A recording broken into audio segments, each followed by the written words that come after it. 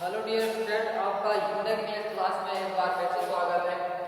तो हमने पिछले वीडियो में द गंगा, जिसके राइटर पंडित जवाहरलाल नेहरू हैं, इसके हमने कॉम्प्रिहेंशन नंबर सी और डी को क्लियर किया था।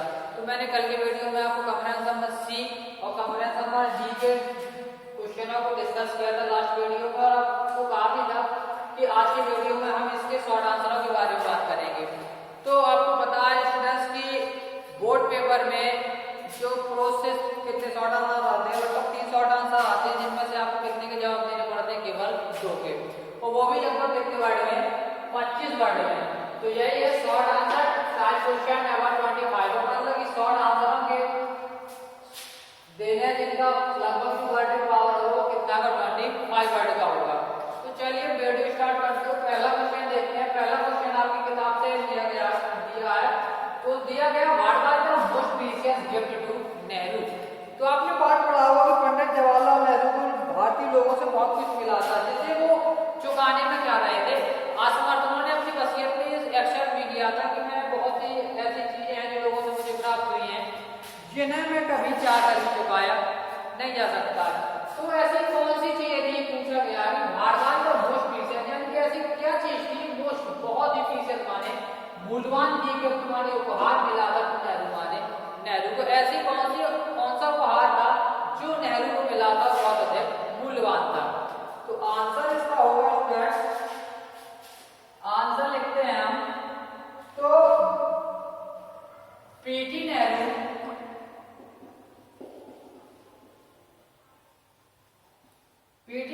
received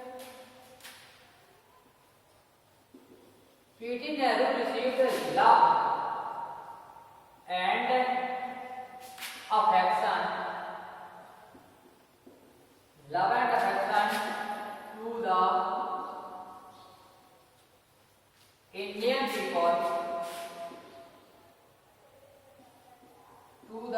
people, P.T. Nehru received love and affection to the Indian people. It was the most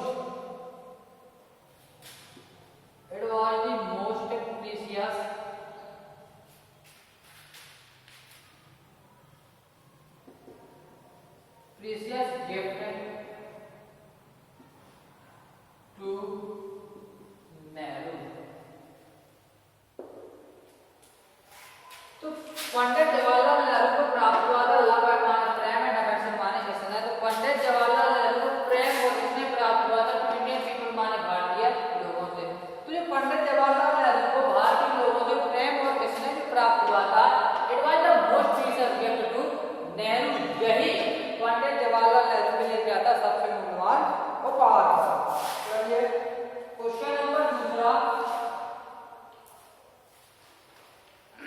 तो क्वेश्चन नंबर दूसरा दिया गया है what does PT Nehru want to be done.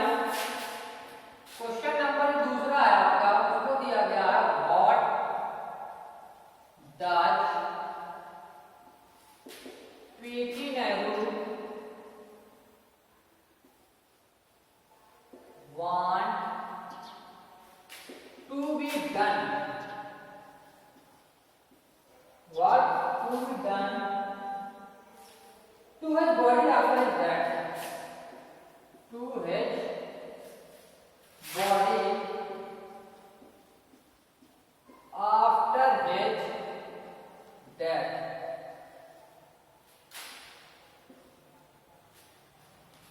तो what does PT Nehru want, Pandit Jawaharlal Nehru क्या चाहते थे, टू बी डन माने करना। पंडित जवाहरलाल नेहरू क्या करना चाहते थे, हिज बॉडी अपने शरीर के साथ आफ्टर डेथ माने मृत्यु के बाद। तो पंडित जवाहरलाल नेहरू क्या चाहते थे कि जब उनकी मृत्यु हो जाए तो उनके शरीर के साथ क्या किया जाए, ये बताना है आपको। तो उन्होंने अपनी वसीयत में लिखा था कि अगर मैं if I die in the foreign country then be cremated there and my asset should be the Allahabad, sent to the Allahabad. तो उन्होंने कहा था कि अगर मैं विदेशों में भी मर जाऊं, अगर मेरी मृत्यु यात्रा के दौरान विदेशों में भी हो जाए, तो मेरे शरीर को इंडिया लाने की जरूरत नहीं है, भारत लाने की मेरे शरीर को कोई जरूरत नहीं है। उसको पैसा खर्च करने की आवश्यकता नहीं है कि आप लाखों करोड़ों रुपए खर्च करके मेरे मरे हुए शरीर को भारत वापस लेके आए। उनकी इच्छा थी कि मैं कहीं भी मर जाऊं संसार में किसी भी देश में जाके मरूं या मर जाऊं तो मेरे शरीर को वहीं क्या कर दिया जाए, जला दिया जाए। तो मेरी अस्थियों को भारत में किस स्थान में भेजा जाए, इलाहाबाद में। कहाँ भेजा जाए, इलाहाबाद में। तो ये शर्त किसकी, पंडित जवाहरलाल नेहरू की। अपने मरने के बाद की शरीर को उनके साथ क्या किया जाए। तो चलिए आंसर लिखते हैं स्टूडेंट हम। तो हमारा आंसर होगा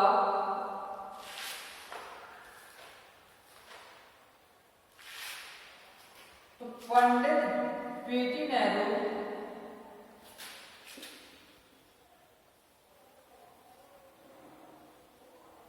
wanted that if I die, P.T. Nehru wanted that if I die, then my body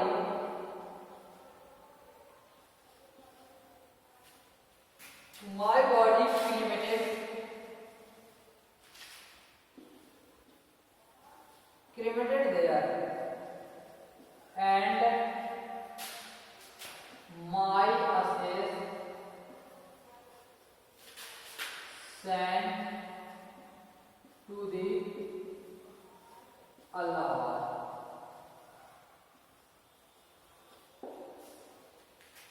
तो पीटी नेहरू वांटेड, पंडित जवाहरलाल नेहरू चाहते थे दैट कि इफ आई डाई, जब मैं मर जाऊं, इफ आई डाई, जब मैं मर जाऊं, देन तब माय बॉडी, मेरे शरीर को क्रीमेटेड माने क्या किया जाए, दाह किया जाए या जलाया जाए। देर माने वहीं पर, वहीं का मतलब है जहां पर वो हो, जहां पर वो मर जाए, ठीक है ना। तो जहां पर वो मर जाए तो वहीं पर उनके शरीर को क्या किया जाए, जला दिया जाए। एंड इसने और फिर कहा और माय अस्थियों को, मेरी अस्थियों को सेंट भेज दिया जाए इलाहाबाद। माने कहा इलाहाबाद, पूरी इलाहाबाद यानी कि इलाहाबाद में। जब मैं मर जाऊं तो मेरी अस्थियों को मतलब मेरे शरीर को वहीं पर जला दिया जाए और मेरी अस्थियों को वहां भेज दिया जाए, इलाहाबाद भेज दिया जाए। तो ये हमारे दूसरे क्वेश्चन का आंसर हुआ। तो आप लोगों को अच्छी तरीके से समझ में आ रहा होगा, तो आप समझते जाइए और आंसर को फेयरली करते जाएं। जिस आंसर में किसी प्रकार की प्रॉब्लम हो तो ग्रुप के माध्यम से डिस्कस जरूर कर लें। चलिए क्वेश्चन नंबर 30 की बात करते हैं। तो जितना आपको कराया जा रहा है लगभग आपका सिलेबस होने ही वाला है, क्योंकि वैसे भी पाठ्यक्रम सिलेबस जो है आपका अगर जगह से कट कर दिया गया। मैं हर एक दो दिन के बाद आपको याद दिलाता रहता हूं, तो आपको पूरा सिलेबस कंप्लीट नहीं करना है, तो आपको ज्यादा मेहनत करने की जरूरत नहीं है। आपके पास जितना सिलेबस 30% में है तो 30% का हमने केवल आधे से ज्यादा सिलेबस कंप्लीट कर लिया। तो हमारे पास केवल 2 ही चैप्टर और थे, तो ये एक आध चैप्टर जिसके हम शॉर्ट आंसर कंप्लीट कर रहे। इसके बाद आपकी हमारा जो कोर्स का चैप्टर है वो होगा सुकरात। पूरा समय के सुकरात तक ही क्या करना है, कंप्लीट करना है। बाकी 2 चैप्टर हैं जो आपके नॉर्थ और अग्रंजन म्यूजियम हिस्टोरियन है और कुछ हटा दिया गया है। तो चलिए क्वेश्चन नंबर 30 की बात करते हैं। तो क्वेश्चन नंबर 30 दिया गया है, what does PT Nehru seek from the past of India. What does P.T. Nehru seek? What does P.T. Nehru seek from the past of India? From the past of India. तो ये student important question है, ये अक्सर पूछा जाता है, तो इसमें आप इसे अच्छे से अंडरलाइन भी कर लेंगे, अच्छे तरीके से समझ भी लेंगे। ये अक्सर बोर्ड पेपर में पूछा जाता है। अगर शॉर्ट से शॉर्ट आंसर दिए जाते हैं तो इस क्वेश्चन को ज्यादा पिकअप किया जाता है। इसमें दिया गया भारत पीटी नेहरू सीख का मतलब होता है छुटकारा पाना, ठीक है ना, किसी चीज से अलग हो जाना। तो वो पूछ रहा है भारत पीटी नेहरू सीख, पंडित जवाहरलाल नेहरू किसी भी छुटकारा दिलाना चाहते हैं फ्रॉम द पास्ट, प्राचीन काल के इंडिया माने भारत, यानी प्राचीन भारत को पंडित जवाहरलाल नेहरू किस चीज से छुटकारा दिलाना चाहते हैं। वो क्या चाहते हैं कि भारत किन चीजों को छोड़ दे, या भारत मतलब भारतवासी जो रह रहे भारत में लोग वो किन चीजों को छोड़ दें। तो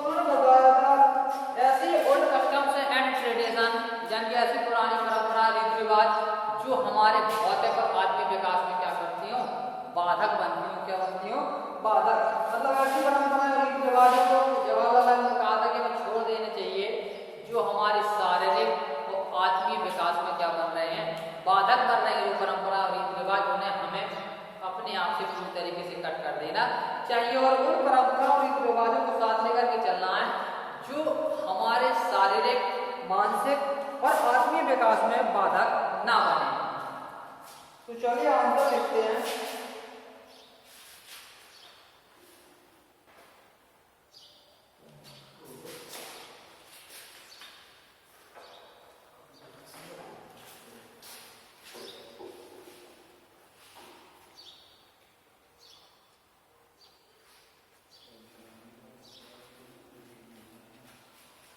तो पीटी नेहरू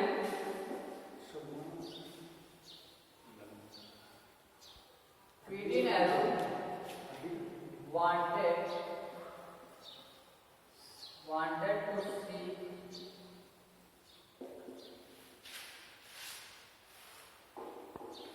fast radiation मैंने करता हूँ fast radiation and custom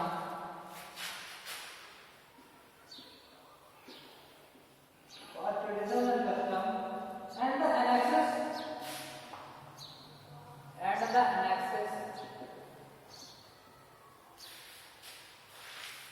annexes are sketched.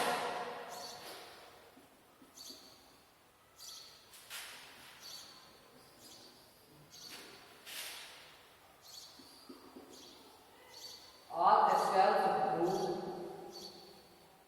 prevent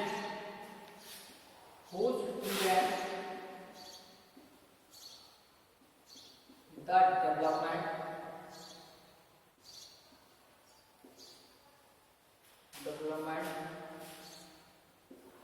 body and spread.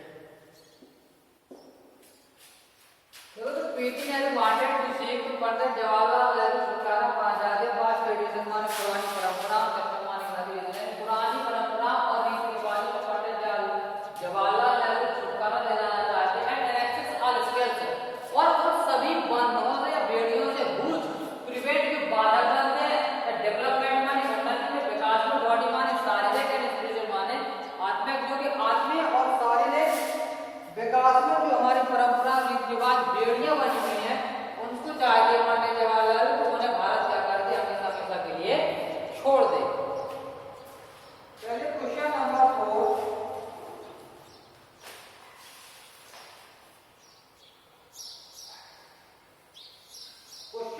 4 दिया गया क्वेश्चन नंबर 4 है what did the Ganga remind Pandit Nehru of what did the Ganga remind Pandit Nehru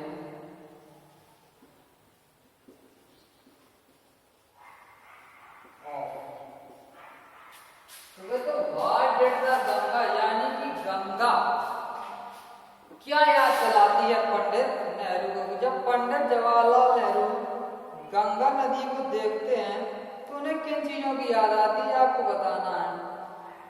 तो पंडित जवाहरलाल नेहरू को गंगा किस चीज की याद दिलाती है। तो जब भी पंडित जवाहरलाल नेहरू गंगा को देखते हैं तो उन्हें हिमालय की ऊंची ऊंची चोटियां जो कायली ढकी हुई हैं बर्फ से, तो पंडित जवाहरलाल नेहरू को गंगा हिमालय की ऊंची ऊंची बर्फ से ढकी हुई चोटियां और हिमालय की गहरी घाटियों की याद दिलाती है।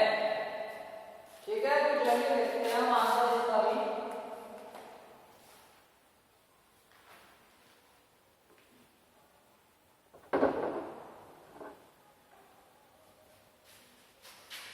चलिए तो the answer the Ganga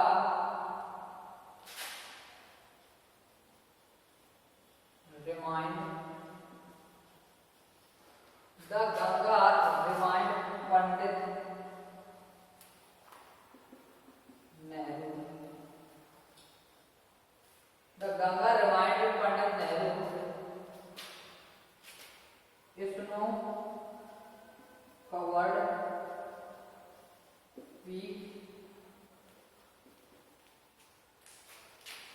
and deep valley of Himalaya.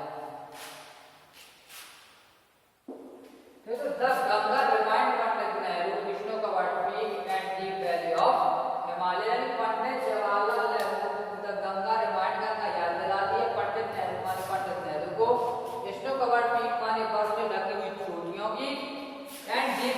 माने गहरी घाटियों की, और हिमालय माने हिमालय।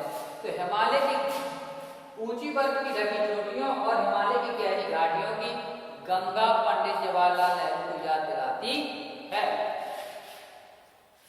तो ये हमारा क्वेश्चन नंबर 4 क्लियर हुआ। अब इसके बाद क्वेश्चन नंबर 5। तो क्वेश्चन नंबर 5 जो आपका है उसमें पूछा गया है कि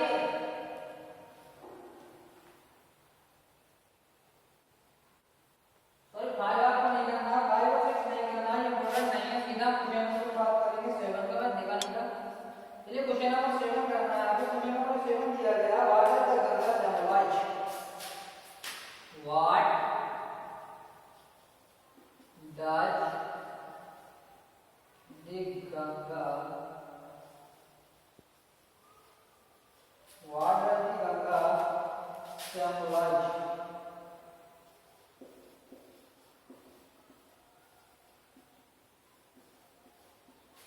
देखो what does the Ganga symbolize? Ganga किस चीज का प्रतीक है? ठीक है ना, what does the symbolize मान कहलाता प्रतीक। तो गंगा किस चीज का प्रतीक है ये आपको बताना है। ठीक है, तो बहुत प्राचीन काल से गंगा क्या है? गंगा भारत की सबसे प्राचीनतम नदियों में से एक है, सबसे पुरानी नदी है जिसका वर्णन इतिहास और ग्रंथों में किया गया है। इसलिए कई परिवर्तन हुए, समाज बदला, संस्कृति बदली, रीति रिवाज बदले, सभ्यताएं बदली, लेकिन जवाहरलाल नेहरू ने कहा फिर भी गंगा कैसी रही? समान रही, है ना। तो बहुत कुछ इस देश में बदला, इस समाज में कुछ बहुत कुछ बदला, टाइम में बहुत परिवर्तन हुआ, लेकिन गंगा फिर भी लगातार एक समान बहती रही।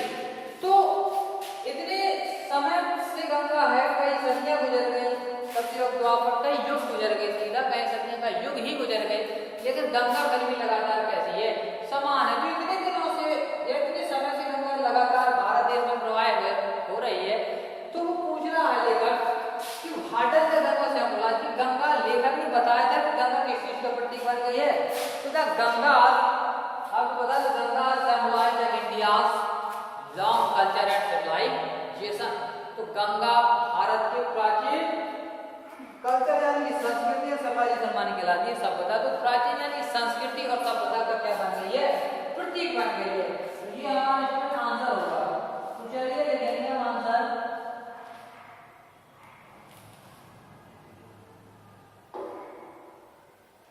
है ना, तो गंगा हैज बीन, आंसर होगा हमारा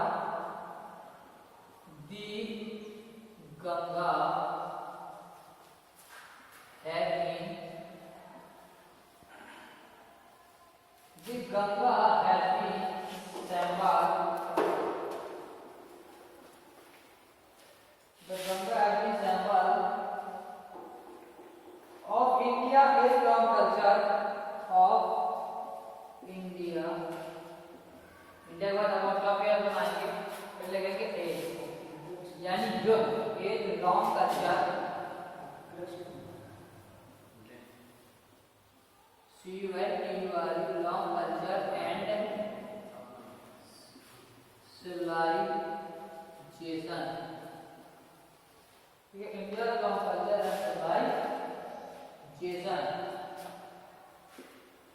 ठीक है, तो गंगा है कि सैम्पल यानी कि गंगा प्रतीक बन गई और इंडिया देश माने भारत, यूके लॉन्ग कल्चर माने प्राचीन संस्कृति एंड सिविलाइजेशन माने सभ्यता, यानी कि गंगा भारत की प्राचीन संस्कृति और सभ्यता का प्रतीक बन चुकी है। ये क्वेश्चन नंबर आपका 7 था। इसके बाद अब क्वेश्चन नंबर 8। जो क्वेश्चन नंबर 8 दिया गया, what according to the manage of India get right. तो क्वेश्चन नंबर 8 को आपको क्वेश्चन नंबर 3 में ऐड करना है। ठीक है, क्वेश्चन नंबर 8 और क्वेश्चन नंबर 3 का आंसर कैसा होगा? सेम टू सेम होगा। जब आप क्वेश्चन लिखते हैं क्लियरली तो क्वेश्चन और डाल करके जो क्वेश्चन नंबर 3 दिया था क्वेश्चन नंबर 3 में और लिख लें। इसके बाद क्वेश्चन नंबर जो आपका 8 दिया गया उसे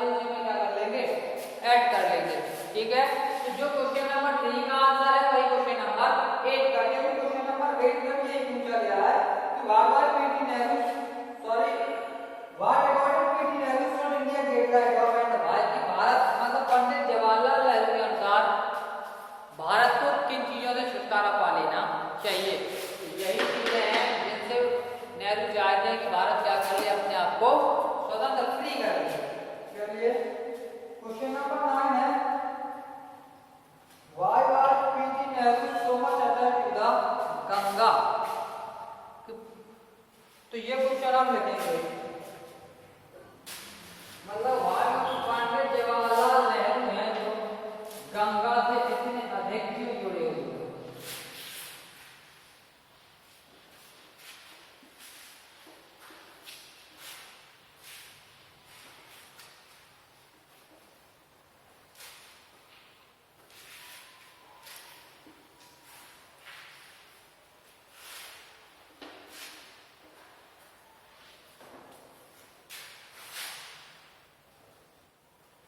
Why was P.T. Nehru, question number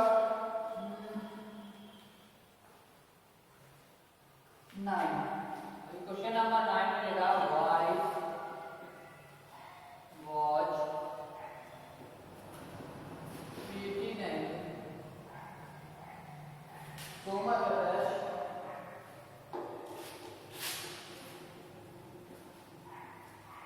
so much attached to the Ganga.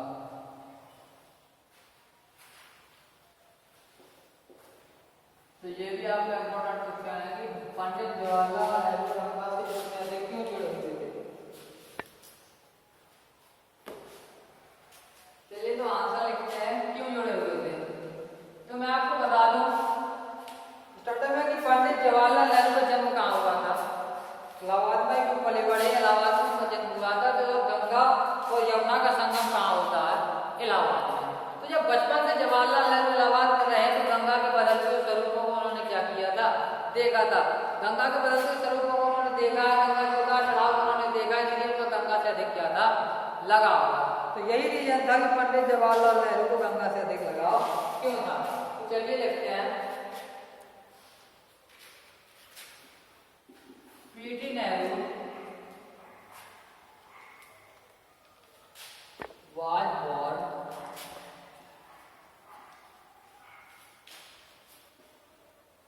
in Allahabad. So he saw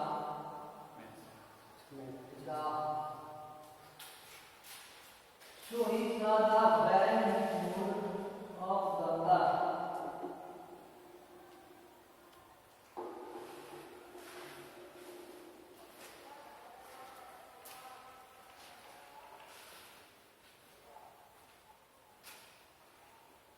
These are the very mood of Ganga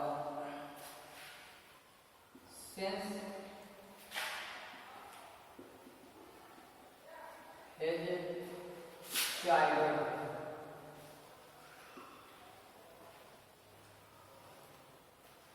P.T. Nehru was born in Allahabad, so he saw the very mood of Ganga since his childhood. What so? P.T. Nehru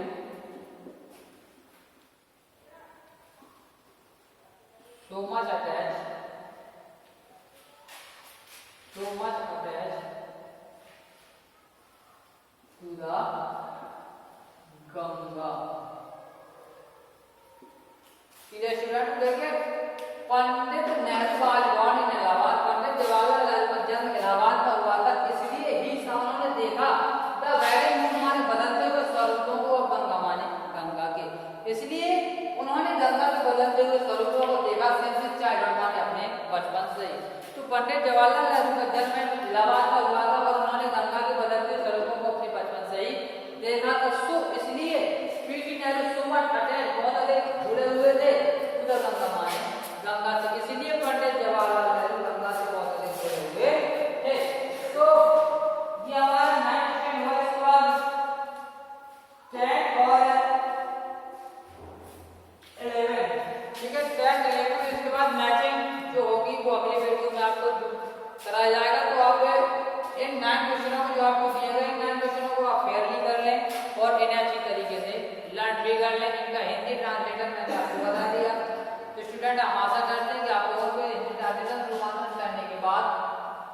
आपको ये question अच्छी तरीके से clearly हो गया होगा। जब आप क्वेश्चन अच्छी तरीके से क्लियर हो गए तो फेयरली कर लें, और फेयरली करने के बाद अपना होमवर्क जो आपको ये दिया गया है इसका अपडेट ग्रुप में जरूर कर देना सभी स्टूडेंट्स। तो चलिए स्टूडेंट अब मिलते हैं कल के वीडियो में अगले 2 से 3 क्वेश्चनों के साथ। और कल हम 2-3 क्वेश्चनों के बाद मैचिंग में इसी पार्ट से रिलेटेड जो मैचिंग है सिनॉप्स होती है जो लगभग 4 नंबर की आती है, तो हर पार्ट से जितनी भी मैचिंग थी मैंने आपको क्लियरली कराई है। तो कल के वीडियो में जो शॉर्ट आंसर आपके बचे हुए हैं तो उन शॉर्ट आंसरों को और इसी पार्ट से रिलेटेड मैचिंग को हम क्लियर करेंगे। चलिए स्टूडेंट आज के वीडियो में यहीं तक, धन्यवाद।